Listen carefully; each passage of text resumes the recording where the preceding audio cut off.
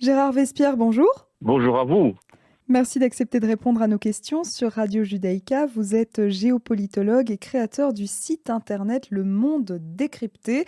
Alors avec vous, on a souvent l'habitude de parler de l'Iran, mais aujourd'hui je vous propose de parler de l'Ukraine et des conséquences de l'invasion russe en Ukraine sur l'énergie, hein. On l'a vu avec les sanctions adoptées par l'Union européenne contre la Russie, notamment l'embargo sur le pétrole russe. Les pays européens sont à la recherche d'autres approvisionnements en gaz, hein, notamment. Et l'un des pays sur lesquels on pourrait compter, eh bien, c'est Israël. Israël qui est assez convoité en ce moment en termes d'énergie. Alors pourquoi? Bien parce qu'il y a eu, il y a déjà une dizaine d'années, des découvertes de gisements importants et qui ont mis, avec l'Égypte également, les deux pays sur le devant de la scène en ressources gazières sur la partie sud de la Méditerranée. Et c'est tout cet arc sud de la Méditerranée qu'il faut prendre en considération. La Sonatrach, c'est-à-dire l'Algérie, la compagnie nationale algérienne, fort aussi depuis 1 an ou 2 ans fait des recherches en mer et probablement aboutira à des découvertes. On passe ensuite à la Libye, vous voyez, où là aussi il y a un potentiel, l'Égypte, Israël, et on termine par Chypre. Il y a sur tout l'angle sud de la Méditerranée des ressources dont l'Europe va maintenant stratégiquement avoir besoin, puisque d'une façon stratégique, l'Europe a décidé de se détourner rapidement pour le pétrole et plus progressivement pour le gaz des capacités russes. Donc le regard européen pour le futur en ressources énergétiques carbonées se tourne vers le sud, et l'arc méditerranéen sud fait partie de cette nouvelle approche. Et en deuxième ligne, vous parliez de l'Iran il y a quelques instants, eh bien oui, il y a aussi les ressources de l'Iran qui peut-être, si l'Iran changeait de régime, deviendrait disponible pour le conséquent marché européen. Si l'Iran, évidemment, changeait de régime. Alors, on l'a vu, la présidente de la Commission européenne, Ursula von der Leyen, est en Israël en ce moment, au même titre que le Premier ministre italien Mario Draghi. Et ce mardi, à l'issue d'une réunion avec son homologue italien, eh bien, le chef du gouvernement israélien, Naftali Bennett, a déclaré, je cite, «L'Europe a besoin de ressources énergétiques et Israël peut lui fournir du gaz». Mais il a également dit espérer que le Liban voisin laissera l'État hébreu exploiter les ressources gazières de la zone. Alors, connaissant le litige, les tensions entre Israël et le Liban, pensez-vous que ça soit possible? Écoutez, sur le plan industriel et diplomatique, c'est souhaitable.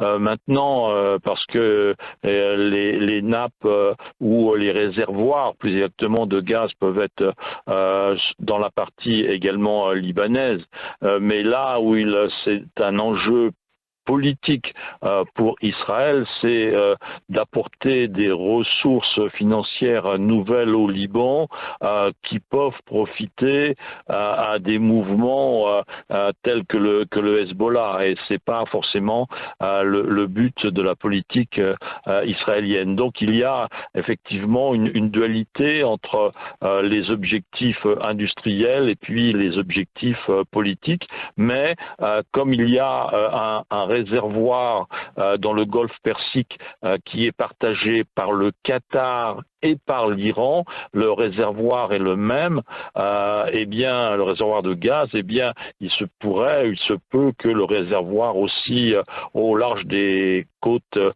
israéliennes et libanaises soit le même, et donc il pourrait y avoir un partage, mais comme on vient de le dire, il y a là des retombées économiques et politiques qui sont difficiles à gérer pour Israël, que de fournir des ressources additionnelles à des mouvements politiques qui sont défavorables à Israël.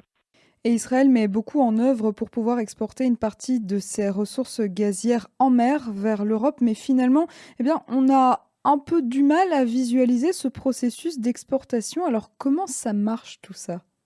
Il y a effectivement là un projet de gazoduc East-Med, n'est-ce pas? Donc Méditerranée Est entre Israël et Chypre, de façon à partir vers la Grèce, et donc à ce moment-là d'apporter les ressources du bassin Est méditerranéen vers le continent européen. Et donc c'est en train de se faire, et je crois que là il y a une carte énergétique effectivement et économique pour Israël et pour Chypre à terme de première importance, ce qui explique aussi l'agitation de la Turquie il y a un an et demi. Souvenez-vous de l'action de prospection de la Turquie au large des côtes grecques, et donc les conflits les tensions entre les deux pays, l'intervention même de bâtiments militaires français. Donc il y a dans cette zone des ressources énergétiques très importantes, de même que dans la mer Noire.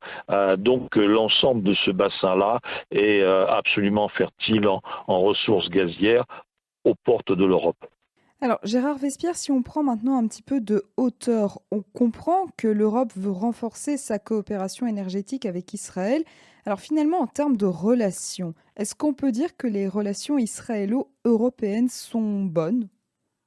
Oh, je crois qu'elles sont globalement positives. Oui, il y a bien sûr 27 pays, n'est-ce pas, dans l'Union européenne. Donc il y a quelques sensibilités différentes. Il y a des souhaits de traçabilité de produits venant des colonies.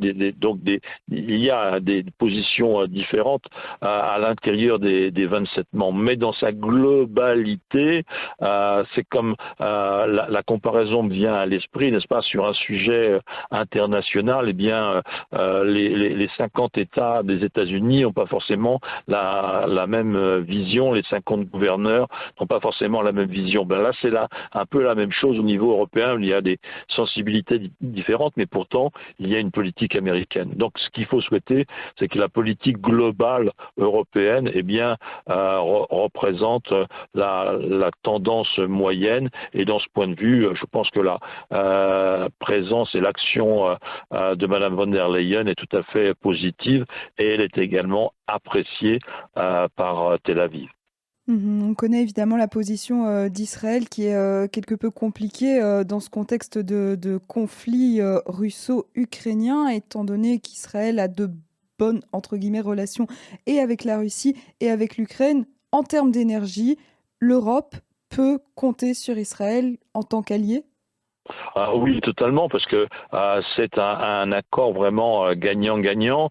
L'objectif de l'Europe, c'est de se désengager des sources énergétiques carbonées russes, et l'objectif d'Israël, c'est de développer ses exportations de produits énergétiques. Donc voilà, l'un veut acheter, l'autre veut vendre, donc on ne peut que s'entendre. Merci beaucoup Gérard Vespierre d'avoir accepté de répondre à nos questions sur Radio Judaïka. Je rappelle à nos auditeurs que vous êtes géopolitologue et créateur du site internet Le Monde Décrypté, que j'invite chaque fois nos auditeurs à aller consulter. Merci beaucoup pour vos éclairages. À très bientôt. Merci à vous, à bientôt également.